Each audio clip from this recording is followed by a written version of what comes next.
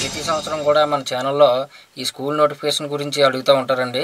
అంటే ఈ AP residential అని, తర్వాత సోషల్ వెల్ఫేర్ అని, బీసీ వెల్ఫేర్ అని, మోడల్ స్కూల్ అని, కస్తూర్బా గాంధీ బాలికా విద్యాలయం ఇవన్నీ కూడా ఉన్నాయి కదా రెసిడెన్షియల్ స్కూల్స్. ఇవి నోటిఫికేషన్ వస్తే మాకు ఒక వీడియో చేసి పెట్టండి అని చెప్పేసి అడుగుతూ ఉంటారు. అయితే ఈ సంవత్సరం ఫస్ట్ నోటిఫికేషన్ మనకి సోషల్ వెల్ఫేర్ నుంచి అయితే వచ్చిందనమాట. డాక్టర్ బిఆర్ అంబేద్కర్ గురుకుల పాఠశాల అని చెప్పేసి అంటూ ఉంటారు. ఇది మీకు ఇంటర్మీడియట్ అంటే 10th పాస్ అయిపోయిన తర్వాత మీకు ఇంటర్మీడియట్లో జాయినింగ్ అవ్వడానికి, అలాగే 5th క్లాస్ అనమాట, అంటే 4th కంప్లీట్ చేసుకొని ఈ సంవత్సరం 5th క్లాస్కి అయితే వెళ్తూ ఉండాలి. అలాంటి వాళ్ళకి కూడా ఇదైతే ఉపయోగపడుతుంది. అయితే దీనికి అన్ని కులాల వారు కూడా అప్లై చేసుకోవచ్చా అంటే అప్లై చేసుకోవచ్చు. కాకపోతే ఇది ఎస్సీ స్టూడెంట్స్ ఎవరైతే ఉన్నారో వాళ్ళకి 75% రిజర్వేషన్ అయితే ఉంటుంది అనమాట. వాళ్ళకైతే త్వరగా ఫస్ట్ వాళ్ళకి ఇచ్చిన తర్వాతే మిగతా వాళ్ళకి అయితే ఉంటుంది. అయితే బీసీ వాళ్ళకి 12%, ఇతరులకి 6% అలా అయితే ఉంటుంది. ఓసీ వాళ్ళకి 6%, ఇతరులకి 2%. ఎస్సీ వాళ్ళకి అయితే ఎక్కువ ఉంటుంది అనమాట. ఇందులోని ఎస్సీ పిల్లలు ఎవరైనా ఉంటే కనుక, అంటే ఈ సంవత్సరం 5th క్లాస్కి ఎవరైనా జాయిన్ అవుతే వాళ్ళైతే అప్లై చేసుకోవచ్చు. అయితే ఈ సంవత్సరం 5th క్లాస్కి వెళ్ళిన ప్రతి ఒక్క స్టూడెంట్ కూడా అప్లై చేసుకోవచ్చు అంటే అలా అవ్వదు అనమాట. ఎందుకంటే వీళ్ళు ఒక డేట్ అనేది మెన్షన్ చేశారు. ఆ మధ్య వీళ్ళు జన్మించి ఉండాలి. ఎస్సీ కులానికి సంబంధించిన పిల్లలు అనుకోండి 1/9/2011 నుంచి 31/8/2015 ఈ మధ్య అయితే జన్మించి ఉండాలి. అలాగే బీసీ స్టూడెంట్స్ అయితే కనుక 1/9/2013 నుంచి 31/8/2015. ఓకేనండి. ఇది మనకి లాస్ట్ డేట్ 23వ తారీఖు అనమాట. అంటే ఈ నెల ఫిబ్రవరి 2024 23వ తారీఖు వరకు మనకు లాస్ట్ డేట్ అయితే ఉంది. అయితే తల్లిదండ్రుల యొక్క వార్షిక ఆదాయం అంటే యాన్యువల్ ఇన్కమ్ అనమాట, అది ₹1,00,000 అయితే మించి ఉండకూడదు. లోపల ఉన్న వాళ్ళకి మాత్రమే ఇదైతే వర్తిస్తుంది. ప్లస్ ఇన్కమ్ సర్టిఫికేట్ కూడా రెడీ, అది మనం అప్లోడ్ చేయవలసి ఉంటుంది అనమాట. అయితే ఇక ఎగ్జామ్ విషయానికి వస్తే 10వ తారీఖు 3వ నెల అనమాట, అంటే మార్చి నెలలో మనకి ఎగ్జామ్ అనేది కండక్ట్ చేస్తున్నారు. ఆ ఎగ్జామ్లో ఎవరికైతే అధికంగా మార్కులు వస్తే కనుక వాళ్ళకి సీట్ అనేది కేటాయించబడుతుంది ఫస్ట్. అయితే ఇది బీసీ వాళ్ళు కూడా రాసుకోవచ్చు. బీసీ వాళ్ళు రాస్తే కనుక ఇంకా ఎక్కువ మోతాదులో అయితే మార్క్స్ రావాల్సి ఉంటుంది అనమాట. అయితే ఈ ఎగ్జామ్ తాలూకా హాల్ టికెట్స్ కూడా మనం ఇదే వెబ్సైట్లో అయితే ఒక 10 రోజుల ముందు, ఎగ్జామ్కి ఒక 10 రోజుల ముందు మనం డౌన్లోడ్ అయితే చేసుకోవచ్చు. అలాగే రిజల్ట్ కూడా చూసుకోవచ్చు అనమాట. ఓకేనా. ఇది అసలు ఆన్లైన్ అప్లికేషన్ ఏ విధంగా అప్లై చేస్తారనేది చిన్న డెమో అయితే చూపిస్తాను. ఈ వీడియో కింద డిస్క్రిప్షన్లో మీకు లింక్ అయితే ఇచ్చాను. ఆ లింక్ని ఒకసారి క్లిక్ చేయండి, చెక్ చేయండి ఒకసారి.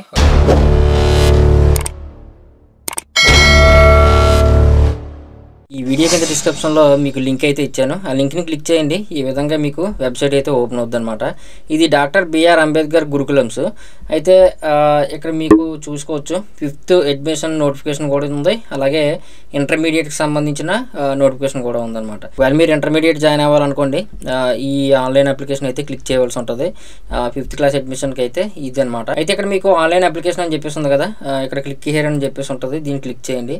క్లిక్ చేయగానే మీకు ఫామ్ అయితే ఈ విధంగా ఓపెన్ అవుద్ది అనమాట. మీరు ఇక్కడ జాగ్రత్త చూడవచ్చు. అయితే ఈ బ్లాగ్స్ ఏమి కూడా మీకు ఫస్ట్ ఓపెన్ అవ్వు. ఇక్కడ ఆధార్ నెంబర్ అయితే ఎంట్రీ చేయాలి, అప్పుడు మాత్రమే ఓపెన్ అవుతాయి. తర్వాత ఇక్కడ స్టూడెంట్ నేము మనం మాన్యువల్గా అయితే ఎంట్రీ చేయవలసి ఉంటుంది. తర్వాత father name, next mother name, next ఇక్కడ జెండర్ సెలెక్ట్ చేసుకోండి, mobile number, next negative district, ఇక్కడ మీ డిస్ట్రిక్ట్ ఏంటి అనేది సెలెక్ట్ చేసుకోండి. తర్వాత ఇక్కడ మీ యొక్క క్యాస్ట్ని కూడా సెలెక్ట్ చేసుకోవాల్సి ఉంటుంది. అలాగే సబ్ క్యాస్ట్ కూడా మీరైతే పెట్టుకోవాల్సి ఉంటుంది.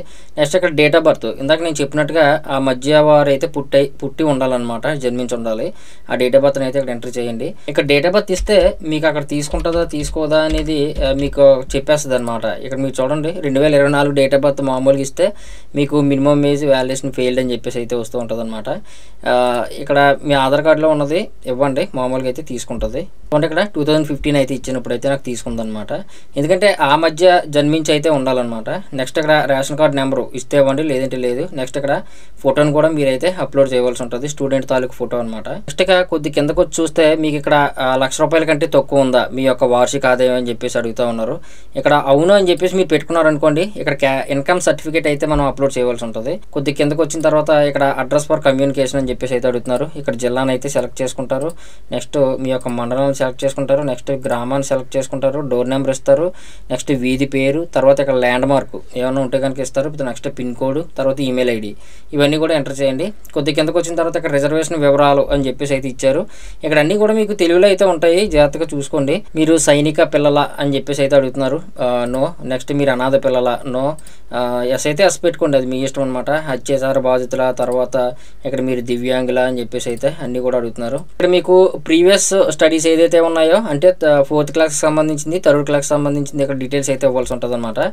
మీరు 4th క్లాస్ ఏ మీడియం చదివారు అనేది ఇక్కడ ఇవ్వాలి, అలాగే 3rd కూడా ఇవ్వాలన్నమాట. నెక్స్ట్ ఇక్కడ డిస్ట్రిక్ట్ ఏ డిస్ట్రిక్ట్లో చదివారు అనేది ఇక్కడైతే ఇవ్వాల్సి ఉంటుంది. నెక్స్ట్ ఇక్కడ స్కూల్ పేరు కూడా మీరైతే ఇవ్వాల్సి ఉంటుంది అనమాట.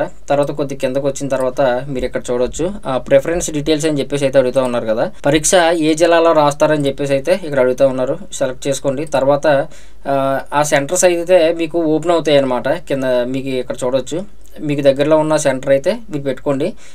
ముందుగా అప్లికేషన్ పెట్టుకునే వారికి దగ్గరలో వచ్చే ఛాన్స్ అయితే ఉంటుంది అనమాట. ఓకేనండి. తర్వాత ఇక్కడ అడ్మిషన్ కోర్సు మీకు ఏ జిల్లాలో కావాలి, మీకు నేను నార్మల్గా చూపించడానికి ఏదో ఒకటి అయితే నేను సెలెక్ట్ చేశాను జస్ట్. ఇక్కడ కూడా మీకు డిస్ట్రిక్ట్స్ అయితే వస్తాయి, ఏ జిల్లాలో కావాలి మీకు కోర్సు, అడ్మిషన్ కోర్ జిల్లా సెలెక్ట్ చేయగానే మీకు కింద స్కూల్ ప్రిఫరెన్స్ డీటెయిల్స్ అయితే ఓపెన్ అవుతాయి.